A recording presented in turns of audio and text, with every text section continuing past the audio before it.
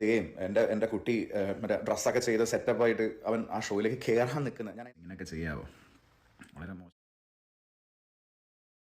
Big boss മത്സരാർത്ഥിയായ ലക്ഷ്മിയുടെ കുഞ്ഞിനെ big boss അകത്ത് കയറ്റിയില്ല. ഇതിനെതിരെ വലിയ പ്രതിഷേധമാണ് ഇപ്പോൾ ബിഗ് ബോസിന് പുറത്ത് നടന്നുകൊണ്ടിരിക്കുന്നത്. ലക്ഷ്മി സിംഗിൾ മദർ ആണെന്നും ഡിവോഴ്സ്ഡ് ആണെന്നും പല വാർത്തകൾ വന്നിരുന്നു. എന്നാൽ അതൊന്നും സത്യമല്ല. ഞാനും ലക്ഷ്മിയും ഒരു ലീഗൽ നോട്ടീസും ഇതുവരെ ഡിവോഴ്സിനായി പ്രൊസീഡ് ചെയ്തിട്ടില്ല. എന്തിൻ്റെ പേരിലാണ് പിന്നെ എൻ്റെ കൺസേൺ ഇല്ലാതെ മകനെ കയറ്റിയില്ലെന്ന് അവർ പറഞ്ഞത് എന്ന് എനിക്കറിയില്ലെന്ന് പറഞ്ഞുകൊണ്ട് ലക്ഷ്മിയുടെ ഭർത്താവാണ് രംഗത്തെത്തിയിരിക്കുന്നത്.